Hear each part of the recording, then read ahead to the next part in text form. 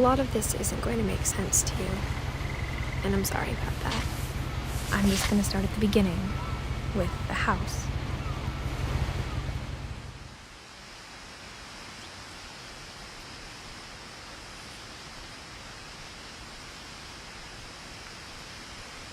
Someone had put up a chain-link fence, but it looked like I wasn't the first person to hop it.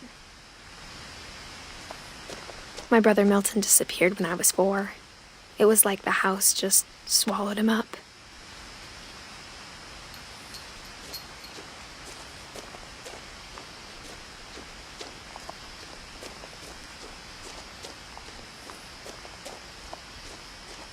I lived here until I was 11, but I wasn't allowed inside half the rooms.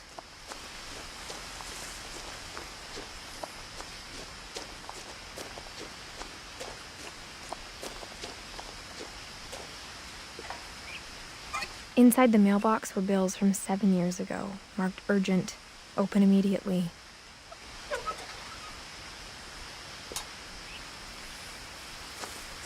I hadn't been back since my brother Lewis's funeral.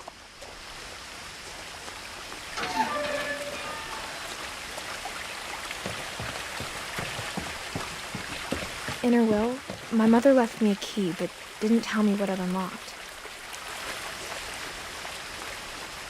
Maybe she thought I'd know, or she thought that the mystery would be enough to bring me back.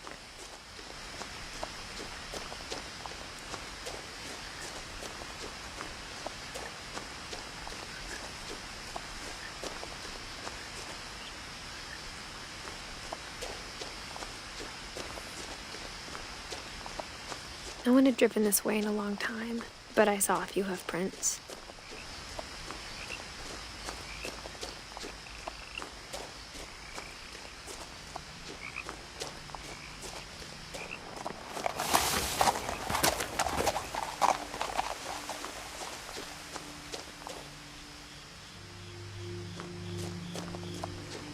The truth is, even after I inherited the house, I never thought I'd come back to it. But now I had questions about my family that only the house knew the answers to.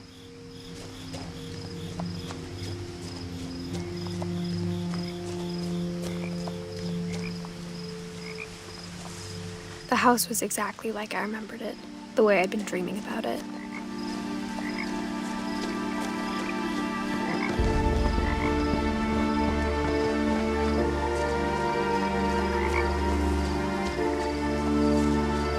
As a child, the house made me uncomfortable in a way I couldn't put into words.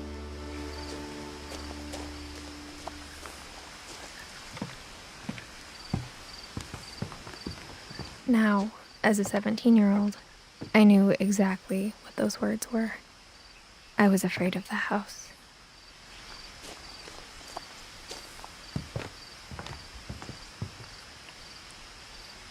I hoped the key might unlock the front door. It didn't.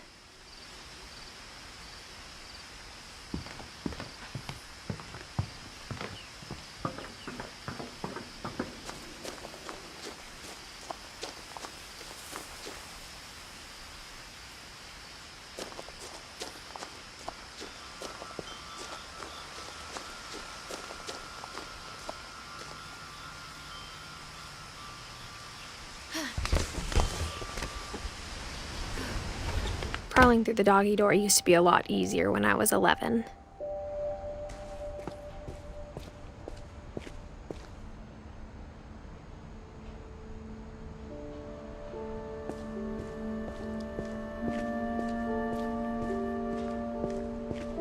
For the first time in years, I felt like I was home.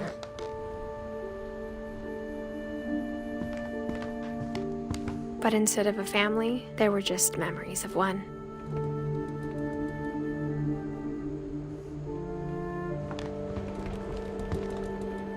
Like how only one restaurant would deliver to our house, so we had Chinese a lot.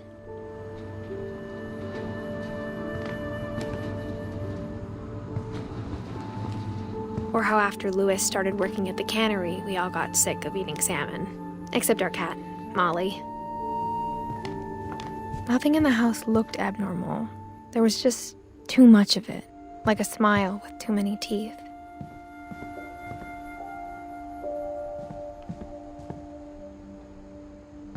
A lot of things got left behind in the whirlwind of that last night.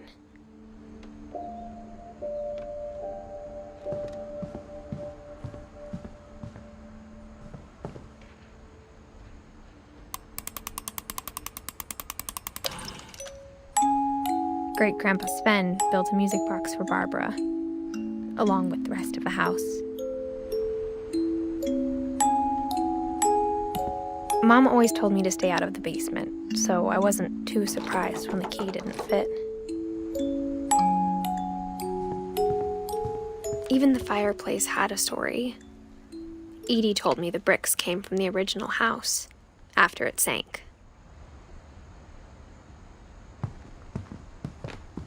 The table was still a wreck from the night we left. It was like a bomb had gone off, killing everyone but sparing the furniture. My mom was the only one of us who could imagine Great-Grandma Edie living in a nursing home.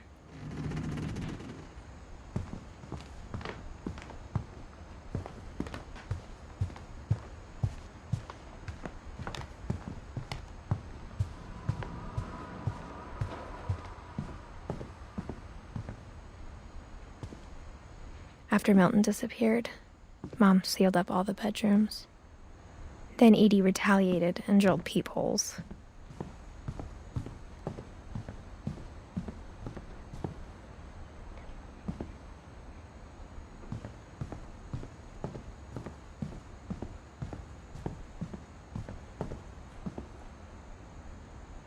I spent a lot of time playing in Great Uncle Walter's room. I think my mom sometimes regretted not sealing it up. Louis told me there were secret passages, but I never believed him.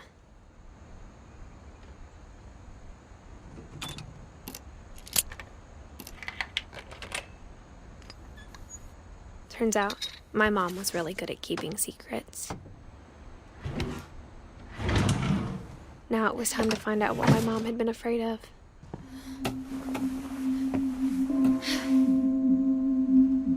From the paintings on the wall, it was clear my brother Milton had been here before me. Reading this, maybe it sounds like I had a plan, but I had no idea what was behind that door.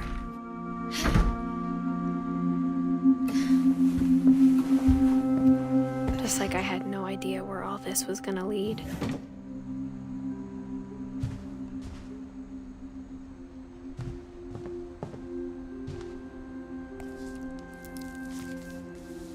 December 13th, 1947.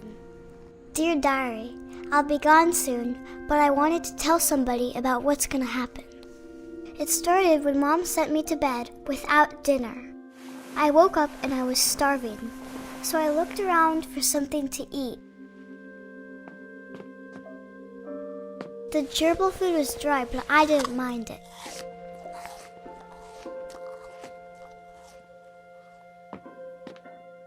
My Halloween candy was all gone.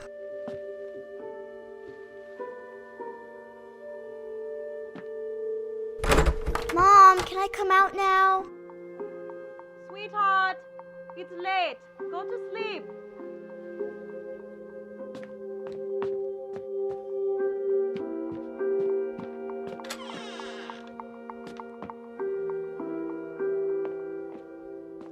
I ate a lot of things that night.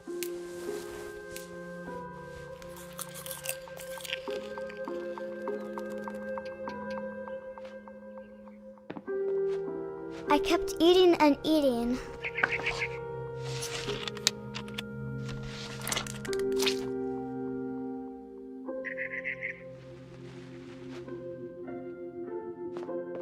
Then I heard chirping outside my window. It was a barn swallow going back to her nest. I reached out for her.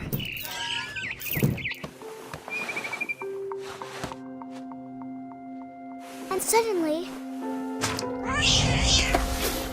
I was a cat.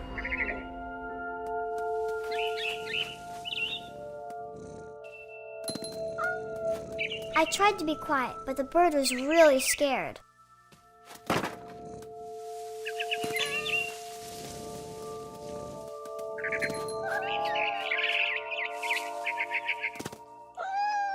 Mom and Dad didn't even look at me.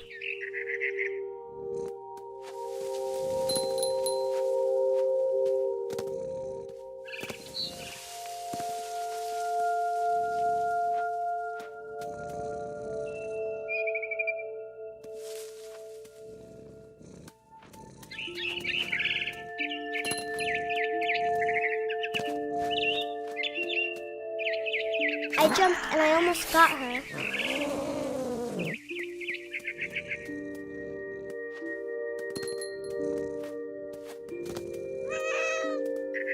I could tell she was getting really tired.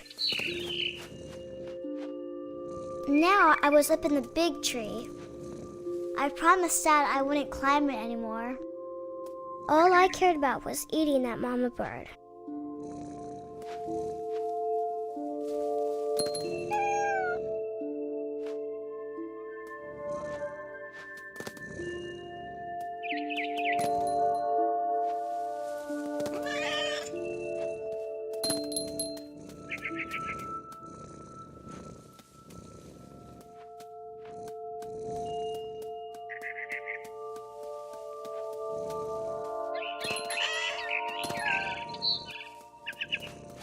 I gobbled her up.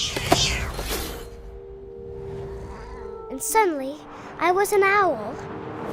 First, all I heard was the wind. Then I heard little teeth nibbling in the grass.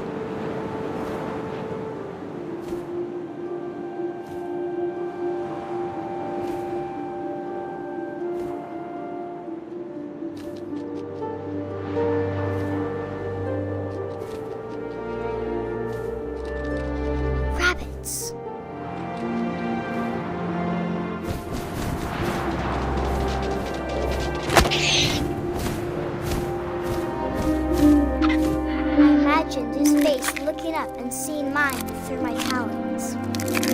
I swallowed him up, and I didn't chew one bit. Then I flew off to find something bigger.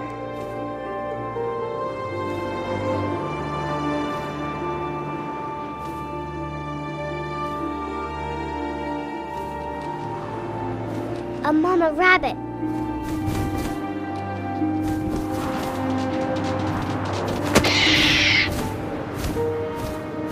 She was almost too big to carry.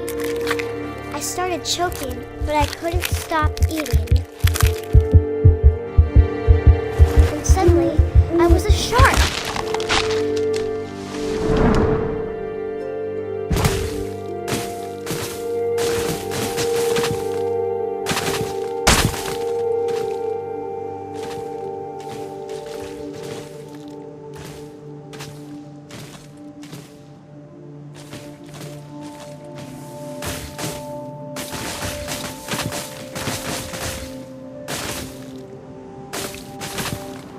I rolled off a cliff and into the ocean. Now, I was hungrier than ever.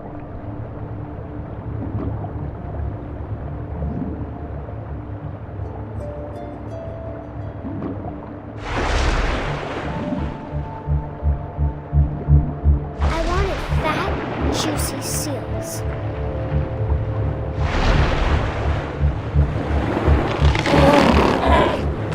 I tore off her flipper. It tasted really good.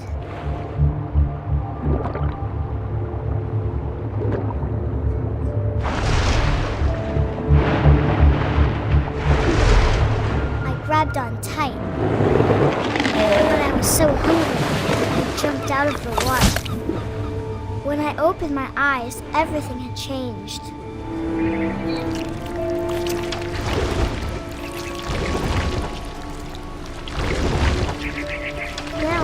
Monster, and I smelled people everywhere.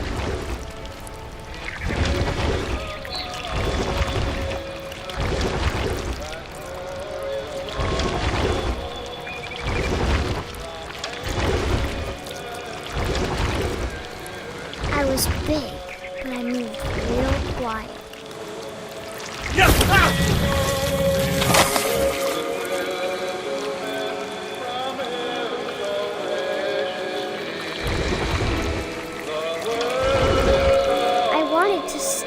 but also I didn't.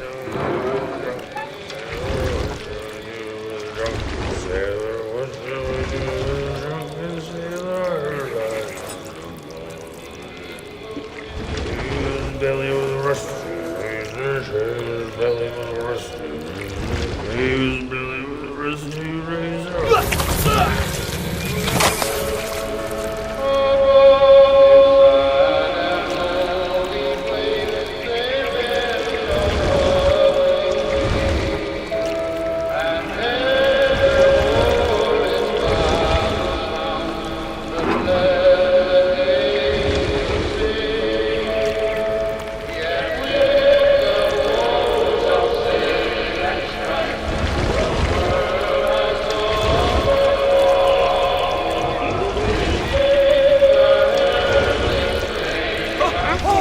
Passenger, I was still hungry. And across the water, I smelled something new. Something I had to have, so I swam towards it.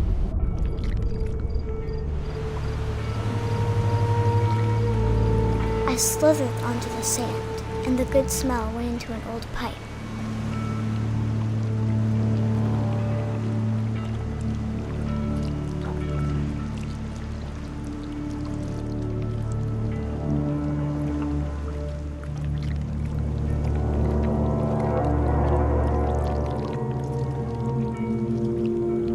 I got closer and closer.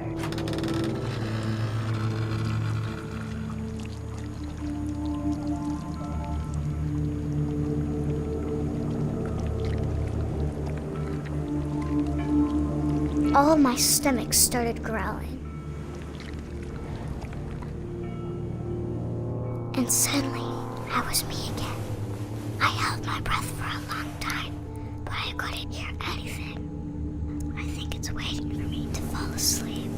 But it's not going to wait much longer. It needs to feed, and we both know I will be delicious.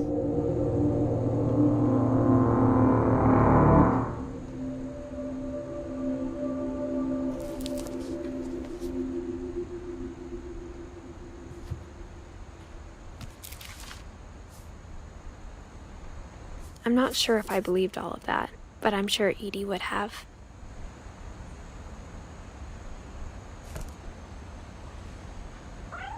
I got the sense Edie had spent a lot of time here, before my mom sealed the doors.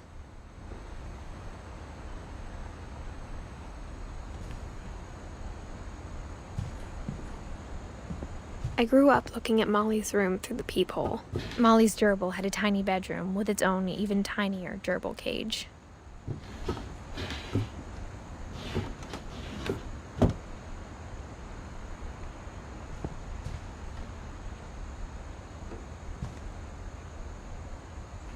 Being inside for the first time, I felt like I'd stepped behind a painting.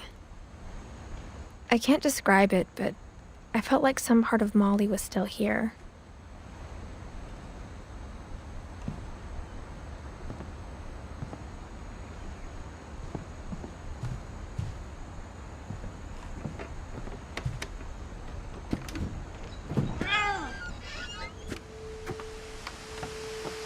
This will be obvious later, but my mom never told me any of these stories. Edie would have, but Mom didn't like bringing up the past. Though, when we adopted a stray kitten, she was the one who named it Molly. I spent a lot of time in Great-Grandma Edie's room. Her room was like a museum. For 500 years, the Finches have been famous throughout Norway for their fortune and misfortune. Odin Finch buries the latest victims of the family curse, his wife Ingeborg and their newborn son, Johan. On January 7th, 1937, he set sail with his family and his house, hoping to leave the curse behind. But 40-foot waves off the coast of Washington send the house and Odin to the bottom of the sea. Odin's daughter Edie, with husband Sven and baby Molly, step ashore on their new home, Orcas Island. Odin Finch is the first to be buried in the new family cemetery. His daughter Edie is already dreaming of a new Finch house.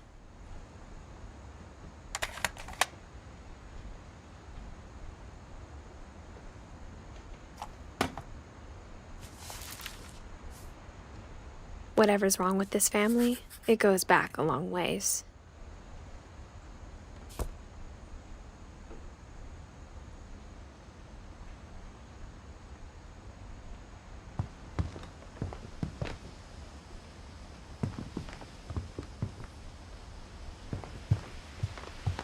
When Edie told people Sven was killed by a dragon, she could also have said he was building a dragon-shaped slide that collapsed. She could have, but she didn't. Even in her 90s, sometimes Edie seemed a lot younger than my mother. The only trace Grandpa Sam's first wife Kay left on the house was the pink bathroom. It was a pretty big trace.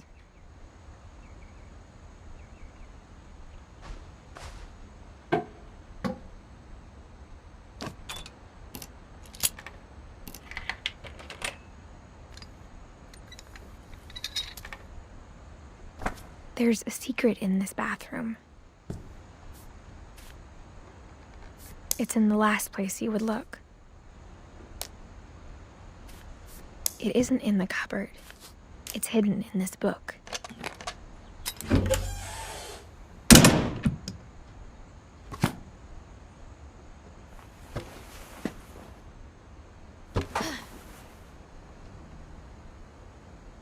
Sven gave Sam an old camera he'd refurbished. He never put it down.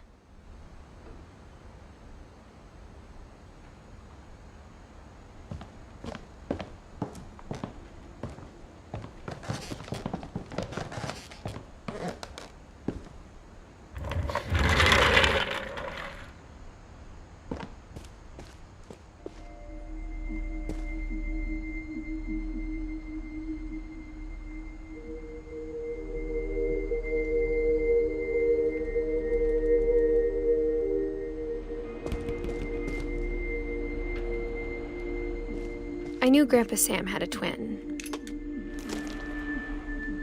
and that he never talked about him.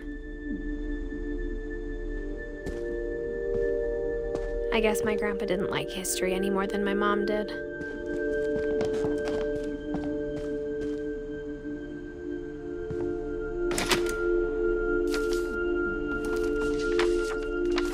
How I Want to Remember My Brother by Sam Finch.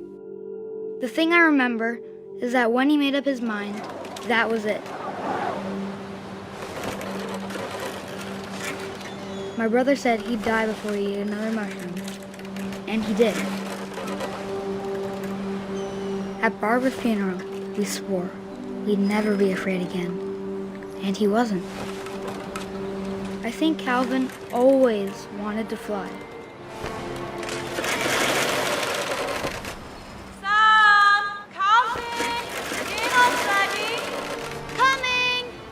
But that day, he finally made up his mind to do it. I told him going around was impossible. Maybe if I hadn't said that. Calvin, I'm not gonna tell you again. Maybe if the wind hadn't picked up. Then maybe he'd still be here. But I doubt it. I think he'd already made up his mind.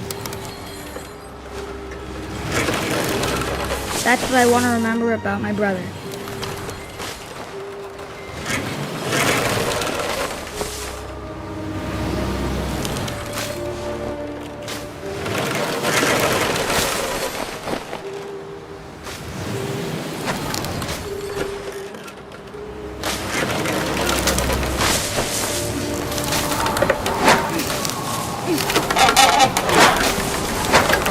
The day he made up his mind to fly.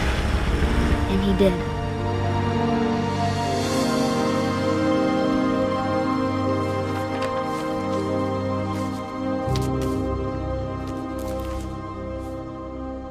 Calvin's story felt strangely familiar. When I was younger, I remember trying to do the exact same thing.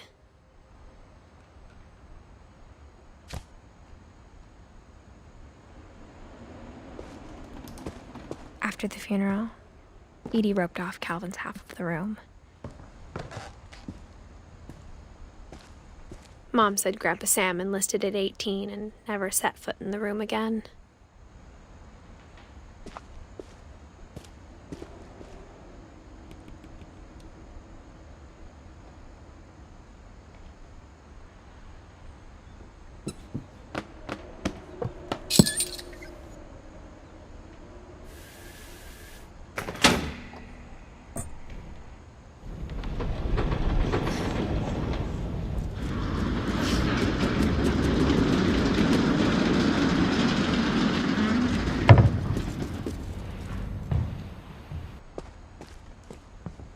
The passages were a pretty tight fit.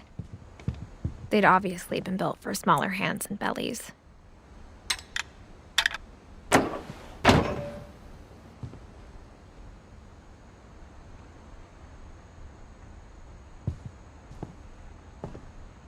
Edie's father, Odin, built the original house. Whenever people ask me about my family, the first thing they always want to know about is Barbara.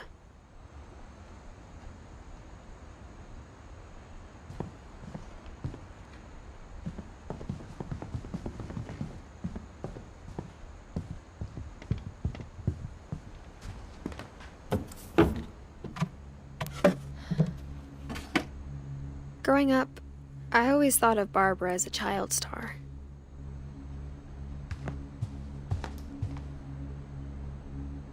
I never thought about how hard it must have been for her afterwards.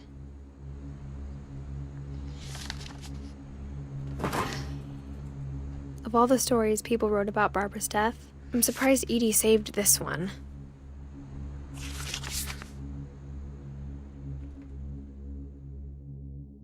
Old Jack here with another ghastly tale inspired by America's most unfortunate family. I'm calling it The Surprise Ending of Barbara Finch. As a child star, Barbara was famous for her scream. Now at 16, she was all washed up.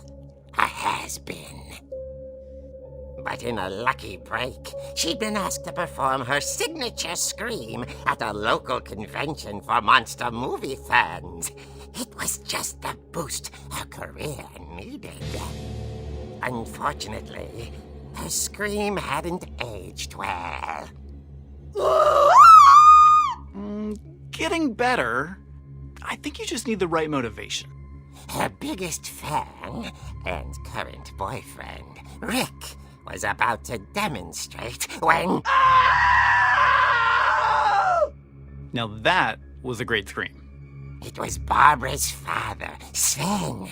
He'd slipped into a table saw and had to be rushed to the emergency room. So Barbara got stuck babysitting her youngest brother, Walter. Her convention comeback was cancelled.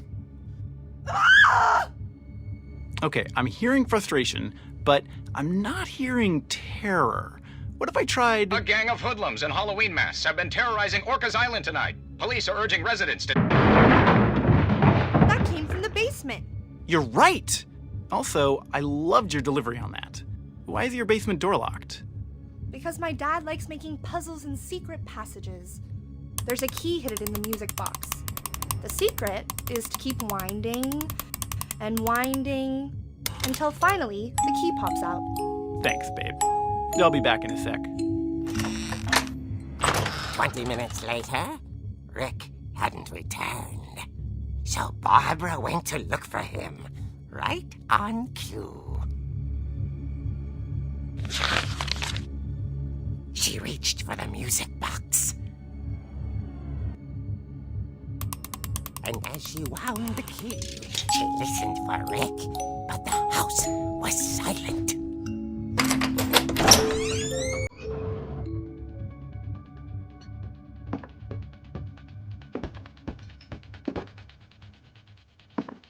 She found Rick's crutch and imagined the worst.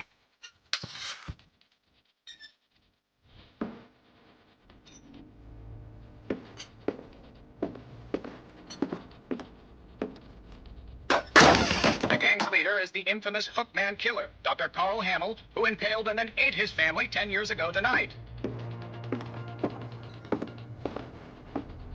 Oh, it's rattled, and you still.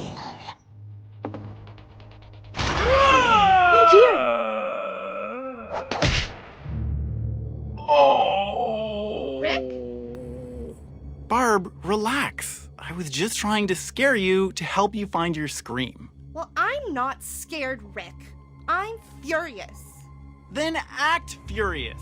All I'm getting from you now is that you're hurt and confused and She threw him out, but she kept a little something to remember him by. Barb, have you seen my other crutch? And she was still holding it when she fell asleep watching the late picture show. Hours later... Barbara! Walter, what's going on up there? Ah! Okay, I'm coming up, but if this is a trick, you're dead, Walter.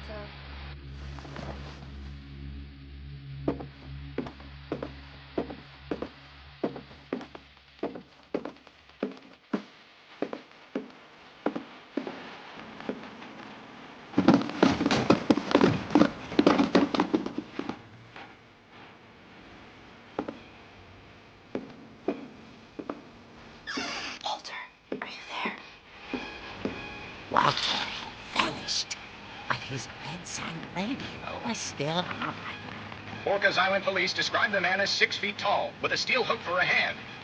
Residents are urged to lock all doors and windows and notify the police of any suspicious activity. Barbara turned, saw the hookman, and was speechless. He was quite smashing. And funny he was. He couldn't get enough of Barbara. Okay, Barbara, there's gotta be another way out of here. That night, she played her part beautifully.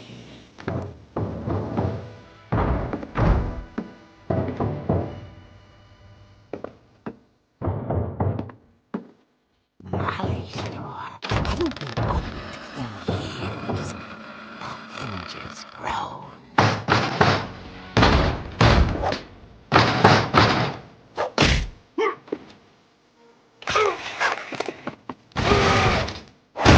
He wasn't moving, but she sensed the story might not be over yet.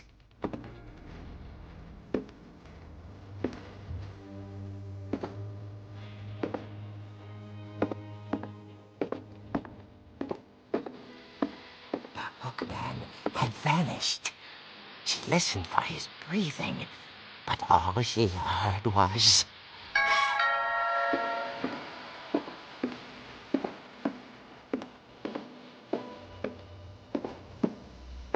At the door, she heard whispering. It was coming from inside the house.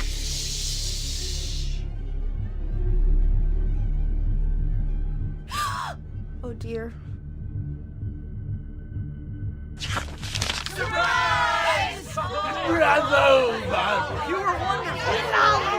monsters had come to surprise her. For Barbara, it was a dream come true.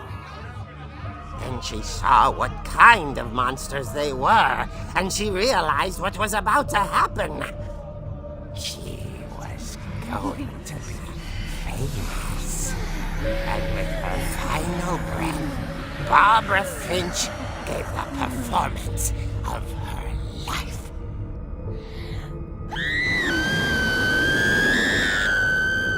I wasn't there myself, but I hear Barbara was magnificent. Poor girl. She had a taste for stardom. But unfortunately, so did her fans. Of course, the police blamed it all on poor Rick, who disappeared the same night. And little Walter? Hiding under his bed the whole time. He took it all pretty hard, but that's another story. As for Barbara, tucked inside the music box is all they ever found of her. Her ear. Now that's what I call a real eerie tale.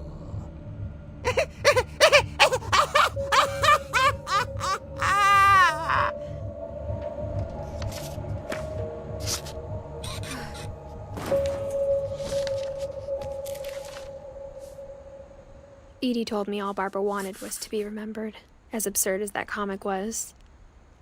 Maybe what Edie saw was a happy ending.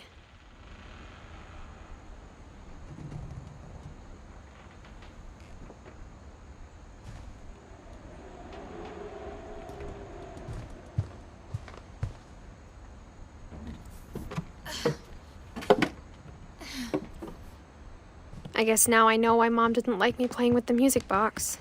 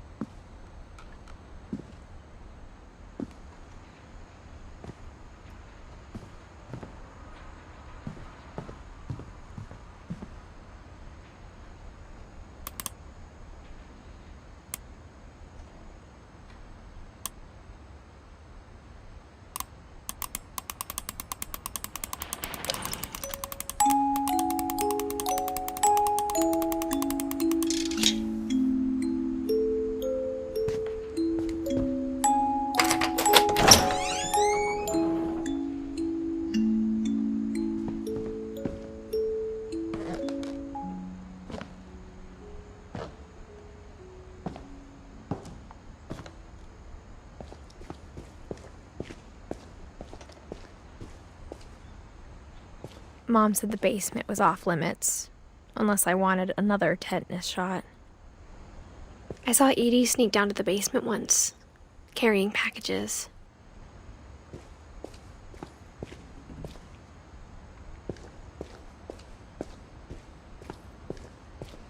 I thought maybe she was hiding presents. It turned out she was hiding a lot more than that.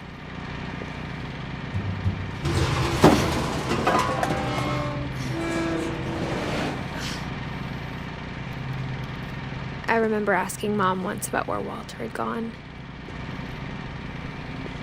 She said after Barbara died, he got as far away as he could.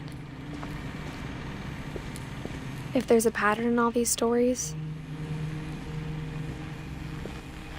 I think it's that none of us has gotten very far.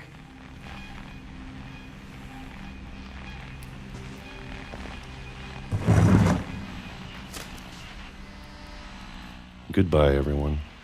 I can't believe I've been down here for 30 years. On that first day, after the shaking started, I didn't think I'd survive a week.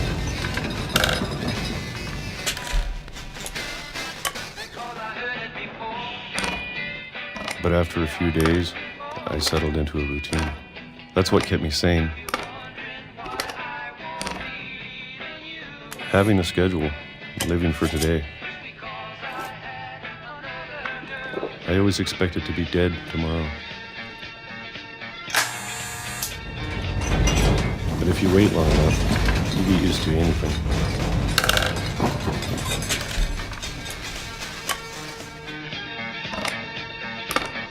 Even a monster on the other side of the door starts to feel normal. Almost friendly.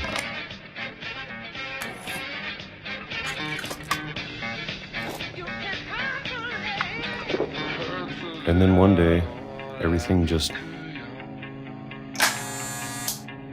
stopped.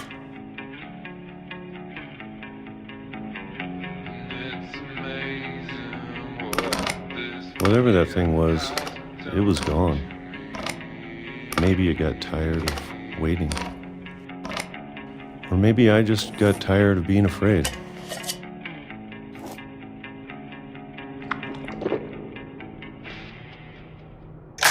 It's been a week now, the longest in 30 years. I'm done waiting. I have to leave while I still can.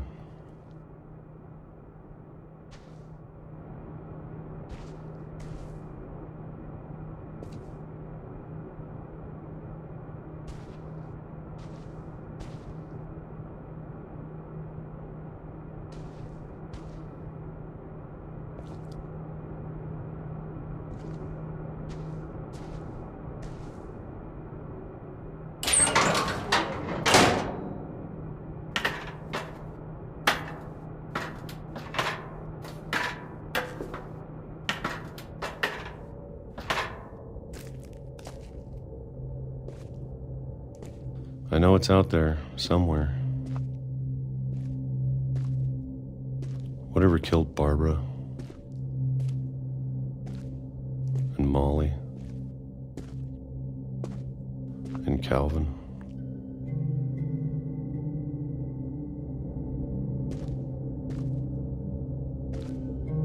Maybe this is all a mistake. But I need to stop living the same day, even if it kills me.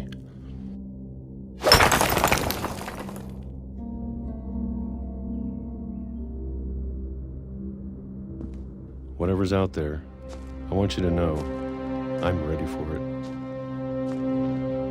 I'm going to appreciate all of it, especially the food. I don't mind if I only have a year left. Or a month, or a single week. I'd be happy with one new day. I can already imagine the sun on my face.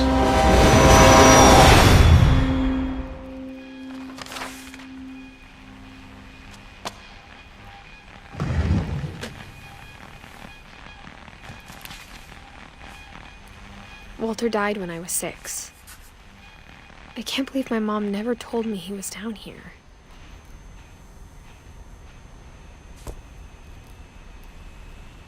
I'm sure my mom was trying to protect me.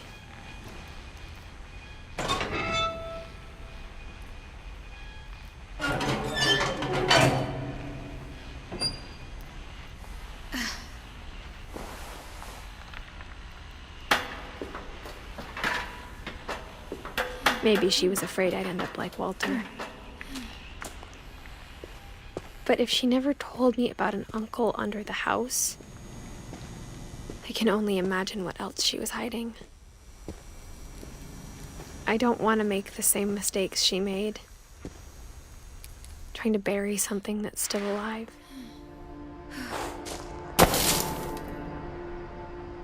Now that there's only one of us left, or maybe two, I thought it was time I heard the stories for myself and found out what happened to everyone else. But now I'm worried the stories themselves might be the problem. Maybe we believed so much in a family curse, we made it real.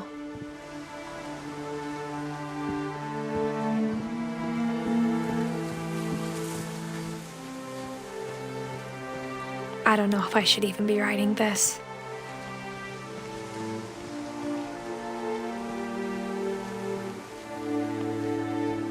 Maybe it'd be better if all this just died with me.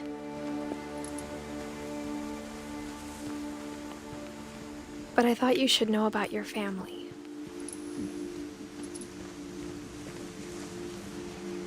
And the history you're a part of.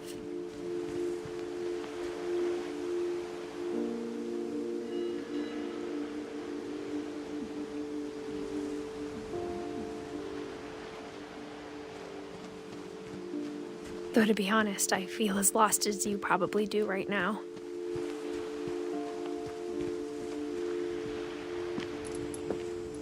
I think the people in these stories believed them, for what that's worth.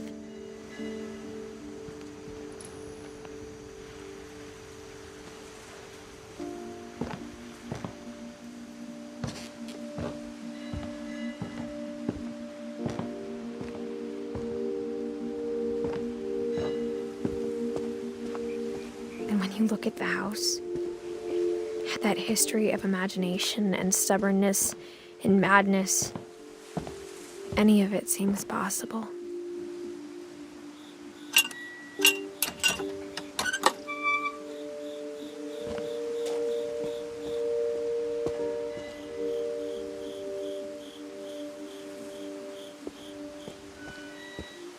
I think we've been surrounded by death for so long, we've just gotten used to it. What kind of family finishes building a cemetery before starting the house?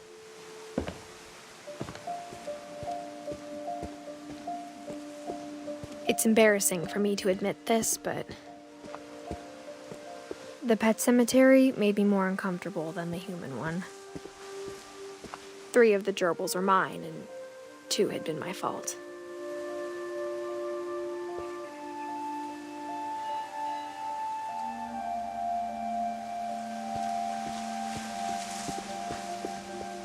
Sven built the house, but it was Edith who designed the cemetery.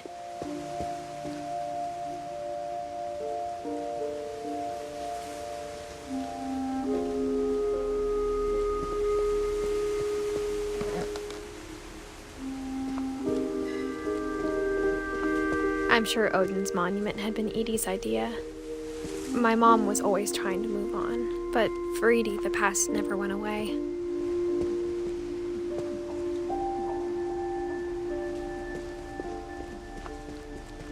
She could see it poking out of the water at low tide.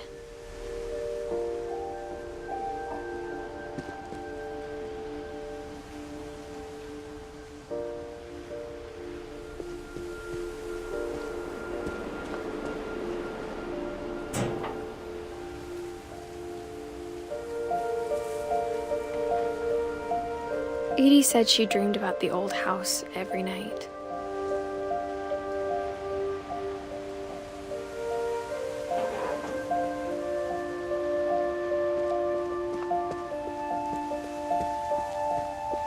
Edith's side was always easier for me to understand. But the older I get, the more I can see where my mom was coming from. She lost 2 of her brothers, just like I did. I get why she tried so hard to protect us. There's so many things I wish I could ask my mom now.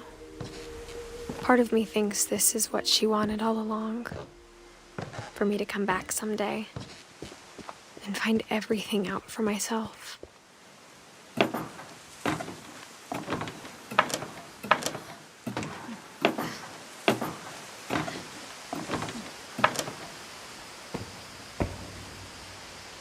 But looking back on it now, if she told me there was going to be so much climbing, I never would have come when I was 22 weeks pregnant.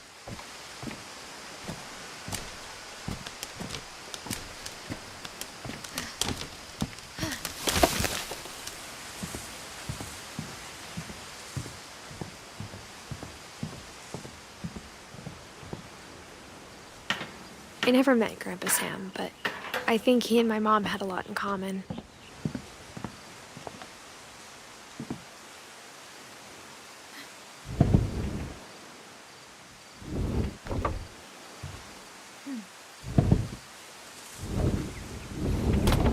They were both pretty intense.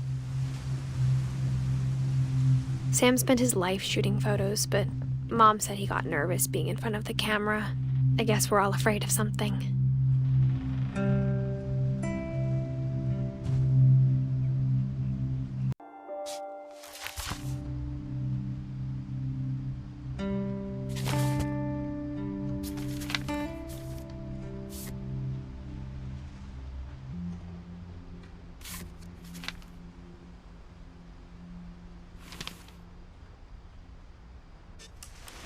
Dawn, I promise, you'll never forget this weekend. Yes, sir. These memories are gonna last a lifetime. Hmm? Am I gonna have to shoot anything? It's a hunting trip, Dawn. Shooting is strongly encouraged.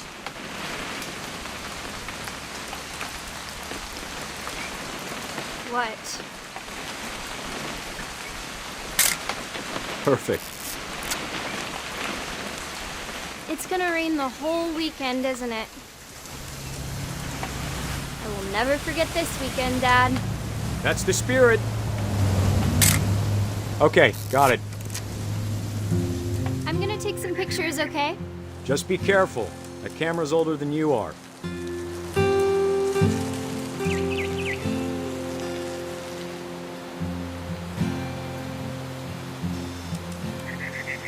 You're right, Dad. It's starting to clear up. Still freezing, though.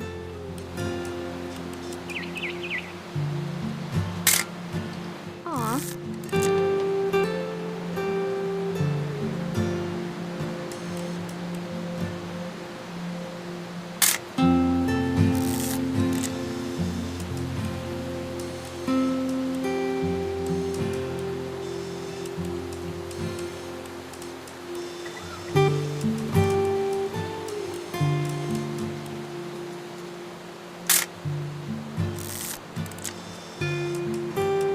Definitely should not have drunk all that coffee.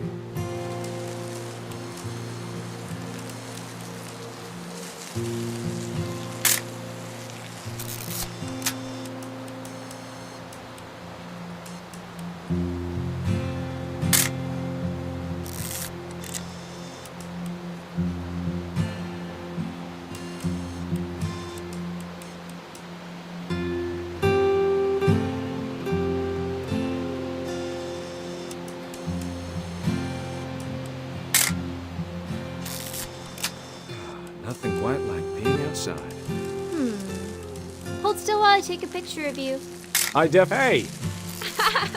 That's a keeper. Oop. Little more gas in the tank, I guess. I'm just saying, I'm not always gonna be here, Dawn. You'll need to remember this stuff, if you want to survive. I'll be fine, Dad. You know who else thought he was gonna be fine? Some guy who died. Dawn, I'm being serious. I know, Dad. You're always serious. Doesn't being out here make you want to chill out? Well, to tell you the truth, I haven't been out here in 20 years. Dad! Good eyes, Dawn.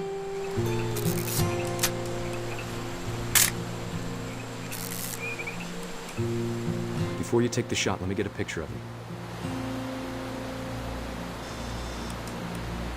Dad, I... Just breathe. Turn off your imagination. Let me get behind you. Do I have to do this? Dawn, you don't have to do anything. But if you want to survive, you'll need to be strong. Great shot, Dawn!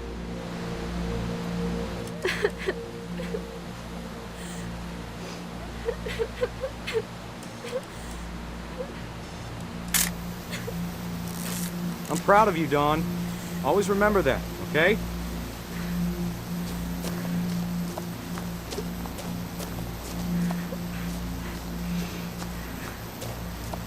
Dad, it's twitching. I think That's it's totally normal, Dawn. Just focus on the camera. Try not to think about— Dad!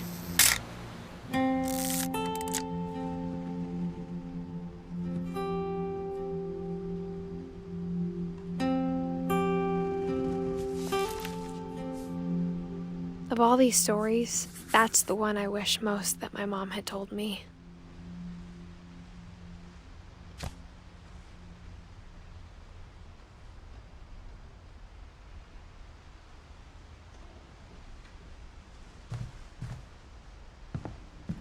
Instead of hiding from death, Sam seemed to go out of his way to meet it.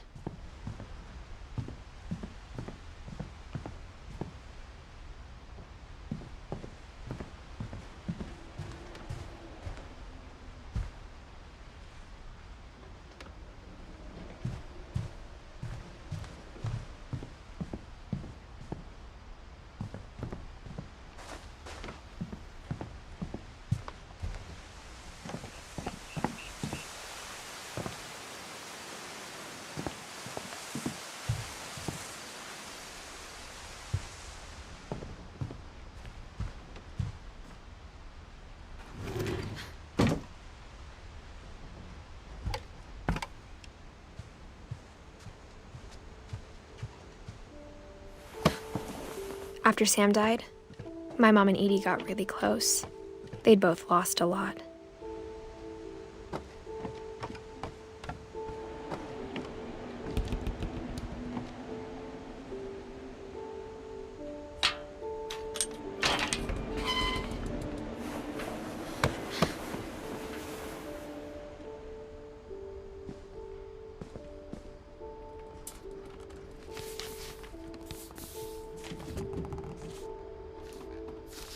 Dear Kay, do you remember the way Gregory used to laugh when he thought he was alone?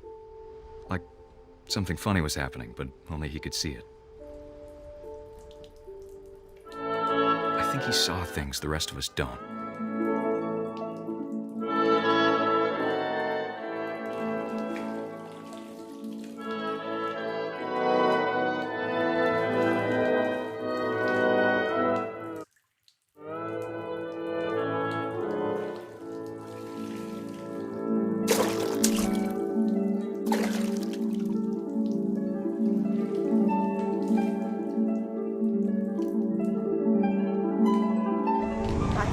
Gregory, it's time to... Hold on, sweetie. Hello? Sam, I told you I don't want to talk right now. I wonder what he saw.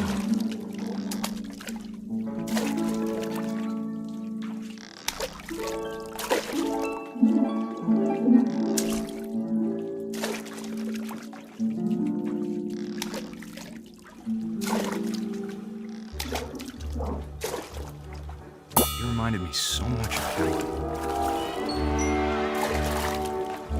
Lost in his imagination. Whatever it was, he saw.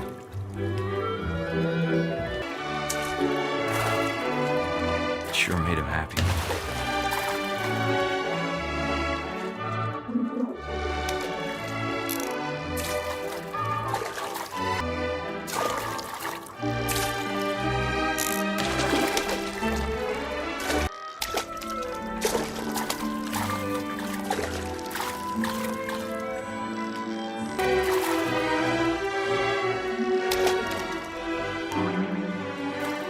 How silly it sounds.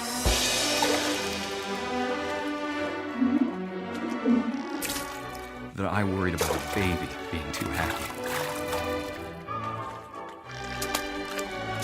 But I could feel him slipping away. Sorry about that, Gregory. I know you did everything you could. Maybe if I hadn't called that night. Damn it. Hold on, I don't want Gregory to hear this.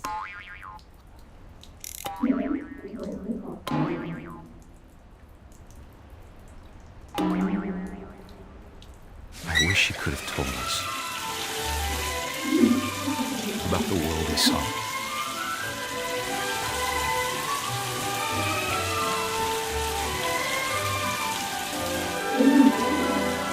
There's so much I don't understand about Gregory. About everything.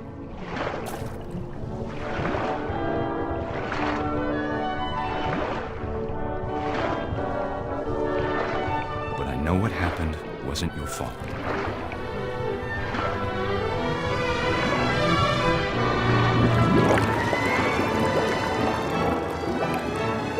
I'm sure he's happy. And he'd want you to be happy too. Good luck, Kay. Love, Sam.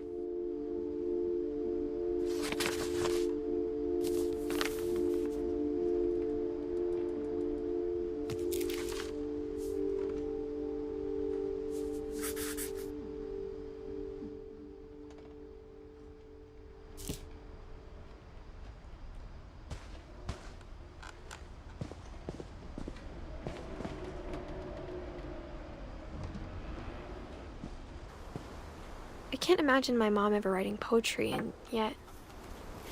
A poem for Gus, who always said the wedding was a bad idea. Our father never hit us kids, at least not very hard, before the day my brother said with teenage disregard that he'd be dead before he'd see a wedding in our yard.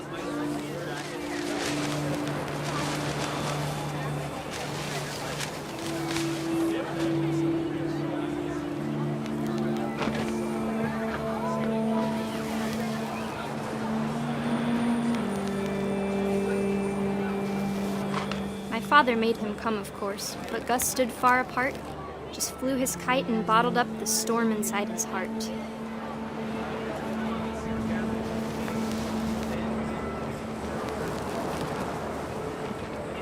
I tried to talk him out of it, but though he'd never met her, "We don't need a stepmom," were the words that I now pronounce you husband and wife. You may kiss the bride.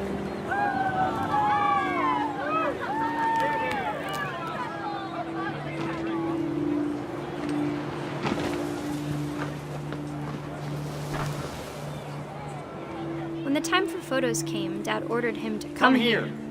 But Gus declined, and as a sign held up his middle finger.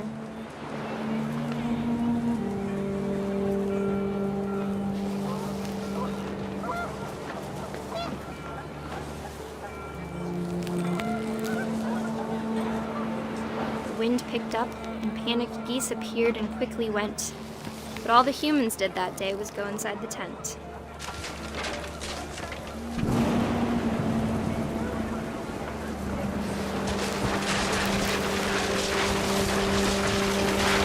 Rain came down in buckets then, but no one seemed afraid that nature might destroy the tent our dad had crudely made.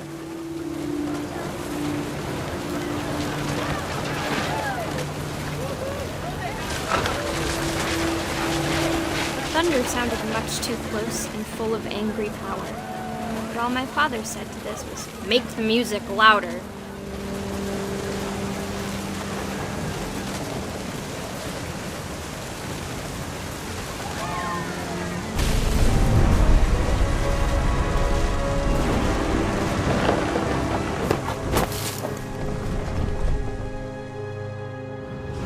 I wish that I could truly say I thought about you on that day.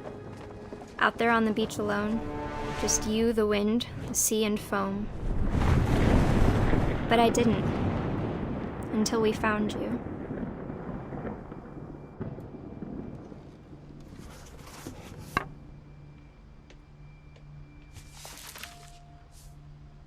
She never talked about him, but Mom told me once if I was a boy, they were going to name me Gus.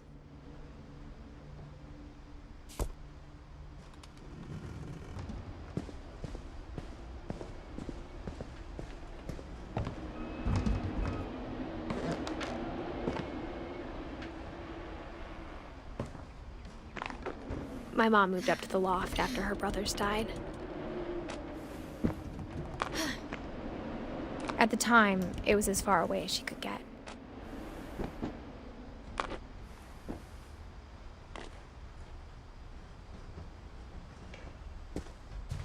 I can't imagine what it was like for her to lose 2 sons after she'd already lost 2 brothers. She spent a summer building houses in Calcutta, where she met my dad, Sanjay.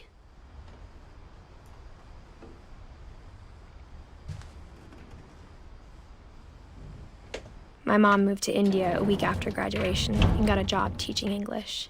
Louis was born a year later.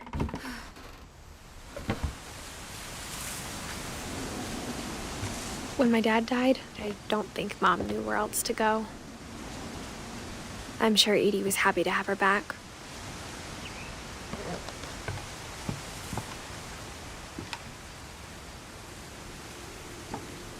The house had to get a little bigger, but Edie was used to that. And for a while, things were good, almost normal. But it didn't last. The beginning of the end was Milton's 10th birthday, when Edie gave him a castle.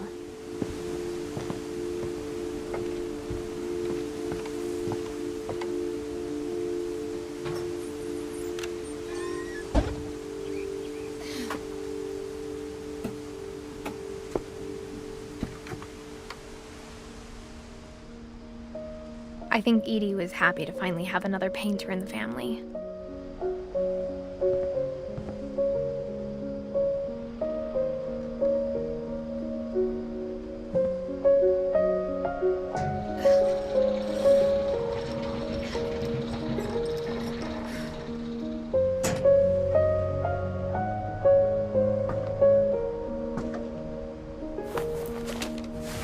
Milton Finch in The Magic Paintbrush.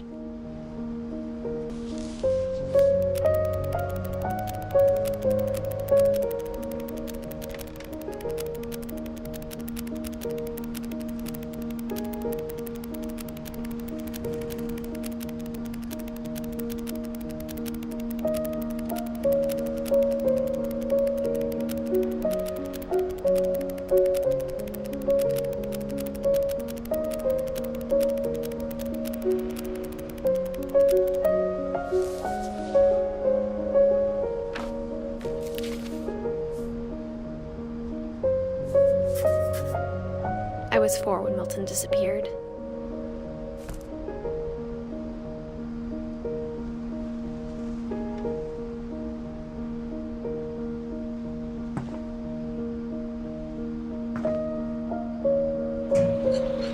Mom spent months searching for my brother. Then she sealed the doors.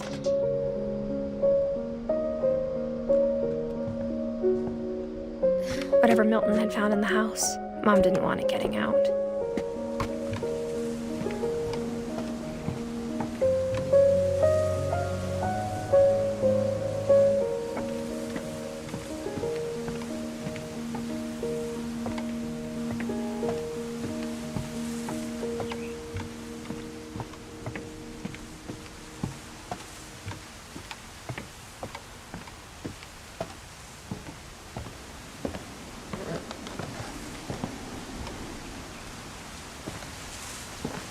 Mom definitely blamed Edie, but I think Louis blamed himself. After he graduated, he just spent more and more time in his room, until Mom got him a job at the cannery.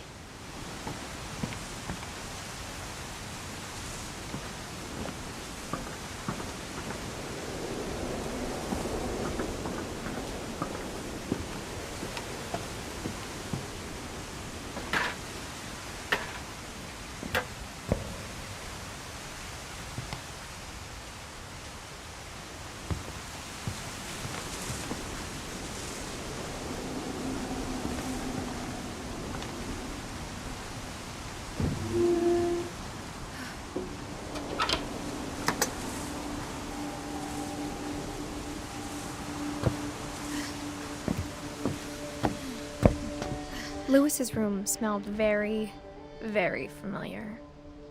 That part of him lived on.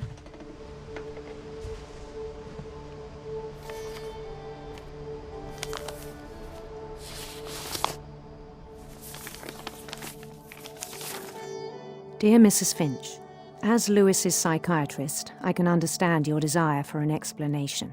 As I see it, the trouble began in January, shortly after we convinced your son to seek treatment for substance abuse. Newly sober, I believe Louis first noticed the monotony of his daily life.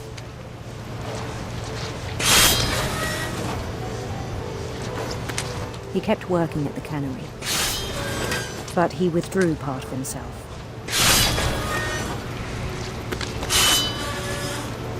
In our sessions, I saw the same behavior. His mind began to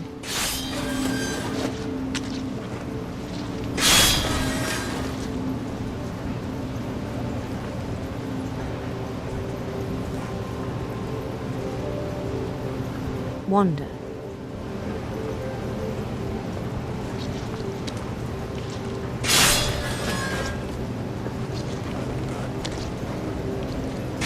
I asked him to describe it. He said he started small, imagining a labyrinth. He'd feel his way about.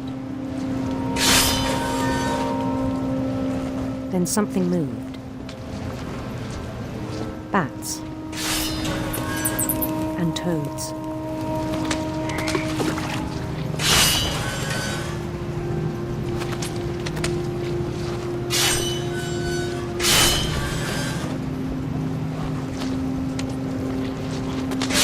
things that have not names.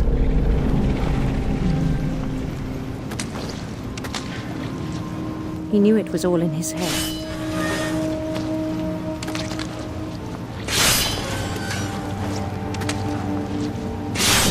But he took it very seriously. I had hoped he'd find himself.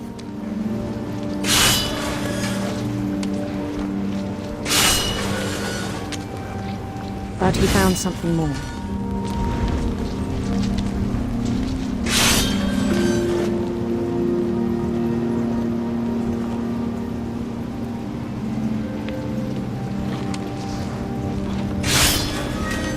I worried about him then, daydreaming at the cannery. I spoke with his boss, but he said Lewis had become a model employee. Methodical, tireless, focused. Like a whole new Lewis. So I let him go on.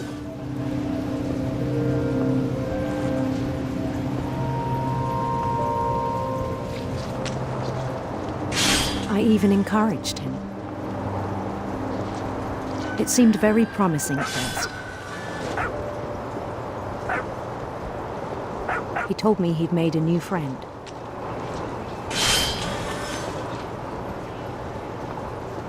On the edge of a city he named Lewis Topia. He built the city up slowly, brick by brick. Then he made musicians.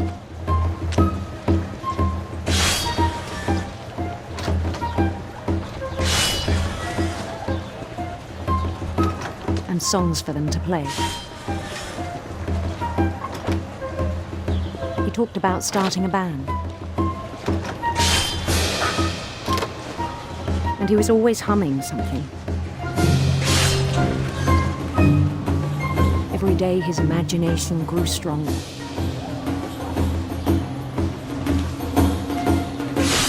He no longer spoke at the cannery. But his chopping was as reliable as ever. Then one day it struck him that all the cheering crowds, even the stones under his feet, were all in his imagination, so he could do whatever he wished.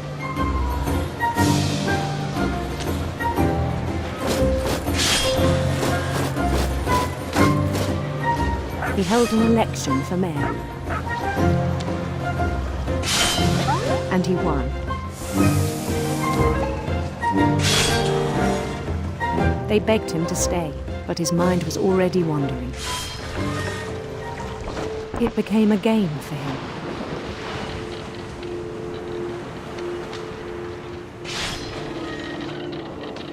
He'd conquer a city, then immediately push on. New Louisville.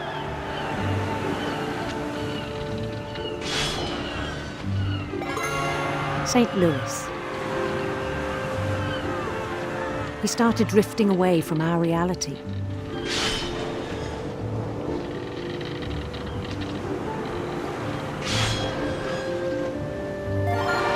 Minneapolis. Until one day he forgot to go home from the cannery. Even as his mother pleaded with him, part of Lewis kept sailing on.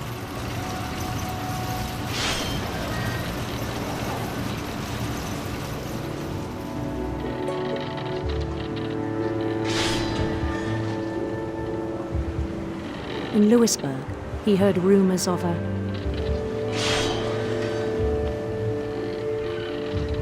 beautiful prince.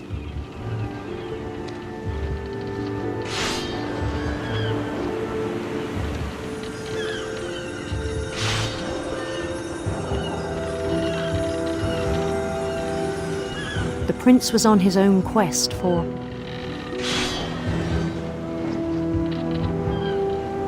radiant rainbows.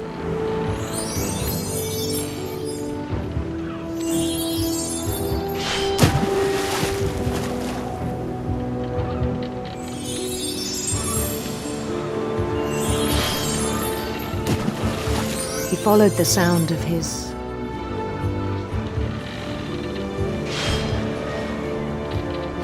electric sitar.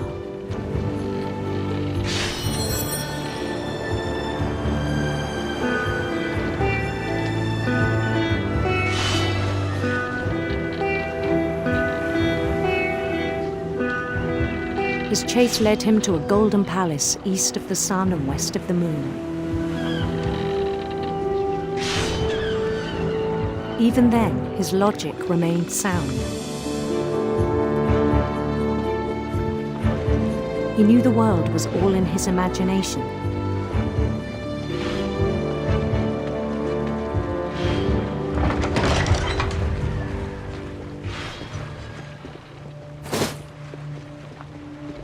But he was so proud of having created it.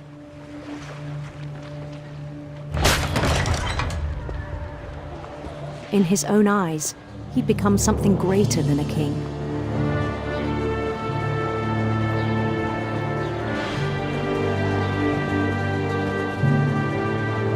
For someone who'd never known success in the real world, I think it was overwhelming.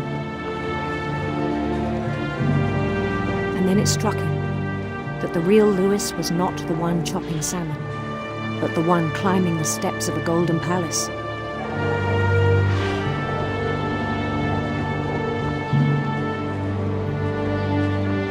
My imagination is as real as my body, he told me. It was hard to argue with him.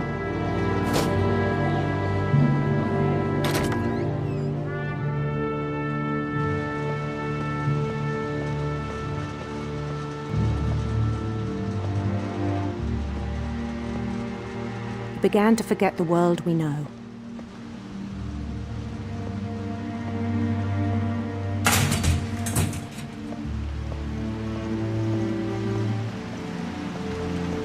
I think it pained him to remember Lewis, the cannery worker.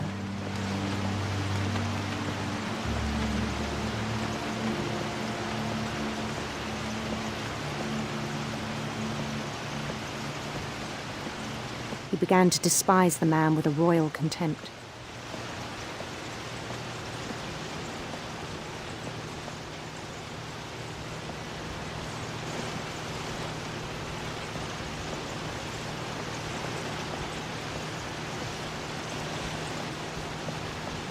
I still thought I could save him. Even after he said he was being crowned king over all the lands of wonder.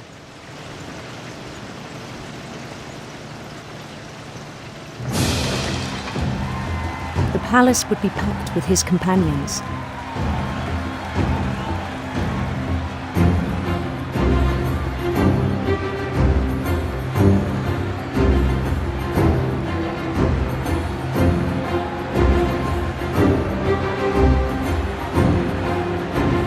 Including the wise Calico who'd insisted on advising him.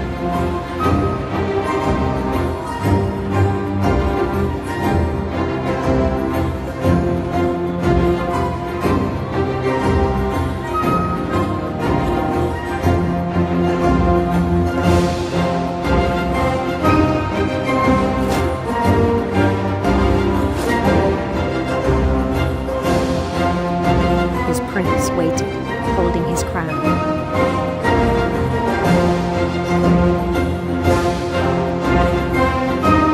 There was only one thing left to do.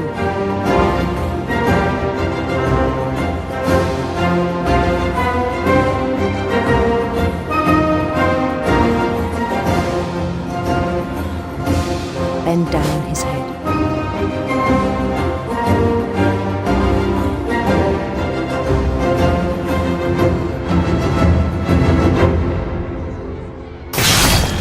The rest I think you know.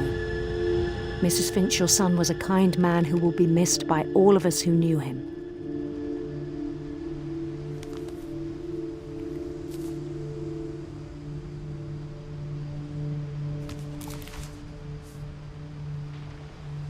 My brother was really cool. I wish you could have met him.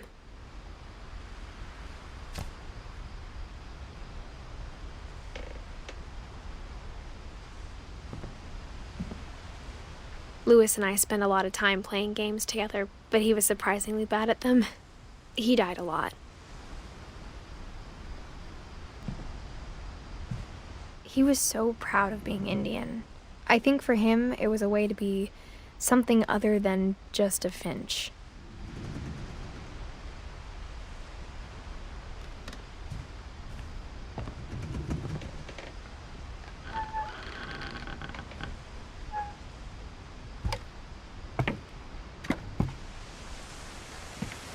On the way back from Louis's funeral, my mom told me to start packing.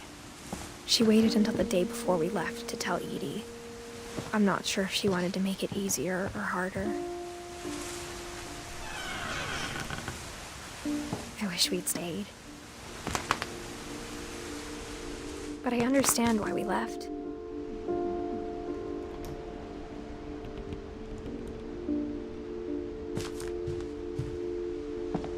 My mom ended up leaving everything behind.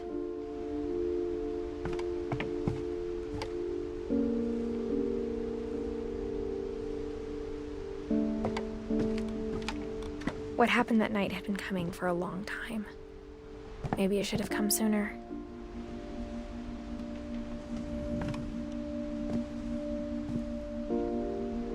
But it had to end one way or another. All that's left now is to tell you about that last night.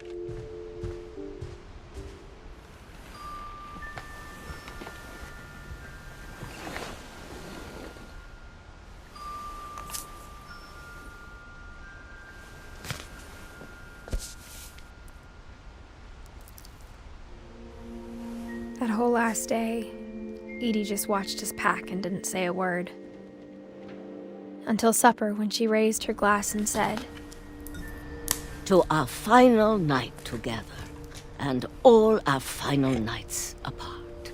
Grandma, you know what I said about alcohol. Some of your medications are very Edith, specific. I left a present for you in the hallway. Why don't you go open it? The grown-ups have to argue now. I'm sorry, you're right. We're all leaving tomorrow. Let's just enjoy our last... I'm not leaving. Edith, you're excused.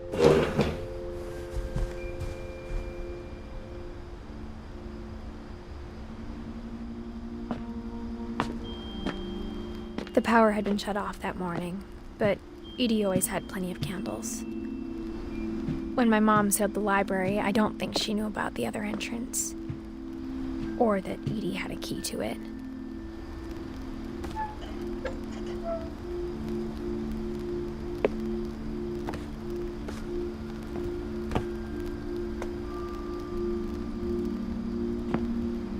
The thing you're afraid of isn't going to end when you leave the house. Edith has a right to know these stories. My children are dead because of your stories. I think it's best if Edith and I leave tonight.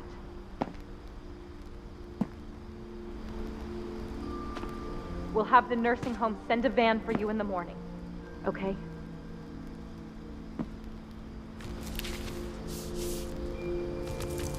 Dear Edith, there's so many stories I wish I could tell you, but there's only time for one.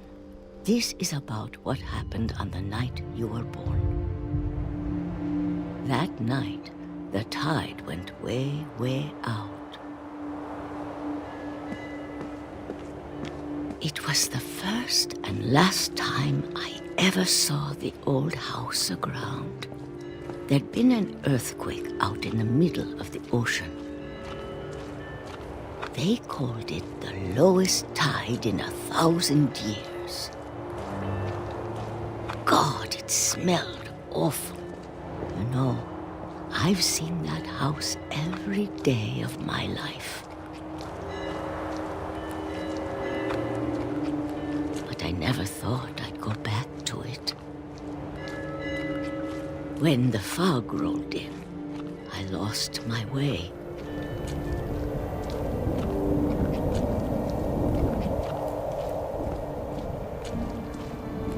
I got turned around.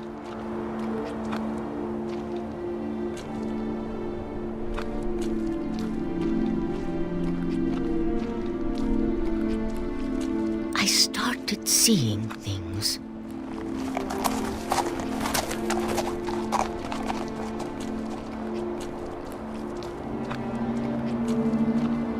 Things I'd forgotten had ever existed.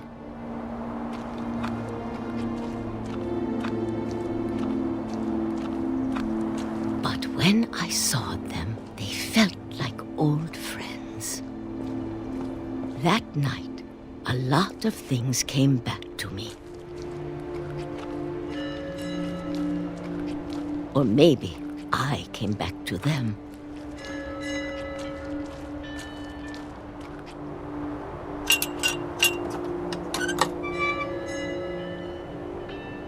Things I can't explain, but that I need you to try and... Edith, what are you doing in here? It's mine. Edith! Mom, you're gonna rip it! Let go! I kicked and screamed, but Mom dragged me to the car.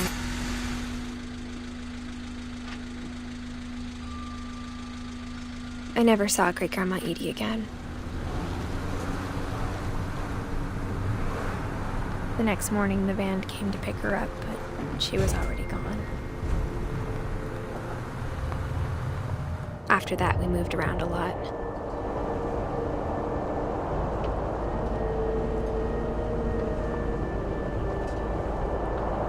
We both tried to make the best of it.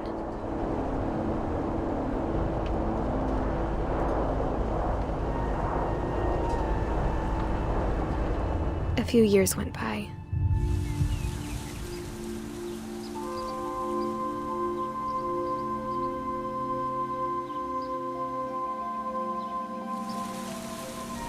My mom didn't like to talk about it, but she started getting sick a lot. The rest happened pretty quickly.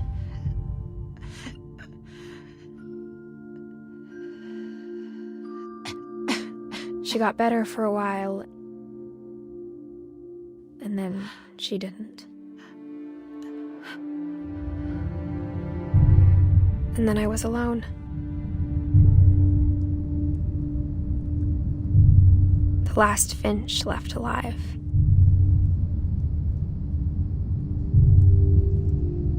Until I found out about you. I'm still not sure what to tell you about all this. If we lived forever, maybe we'd have time to understand things. But as it is, I think the best we can do is try to open our eyes. And appreciate how strange and brief all of this is.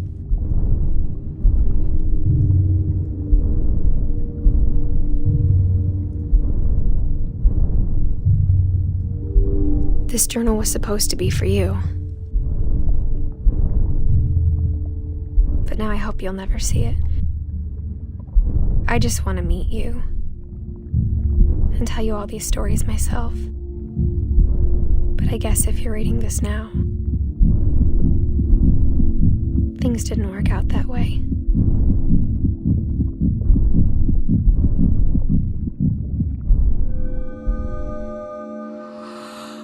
This is where your story begins. I'm sorry I won't be there to see it. It's a lot to ask, but I don't want you to be sad that I'm gone. I want you to be amazed that any of us ever had a chance to be here at all. Good luck.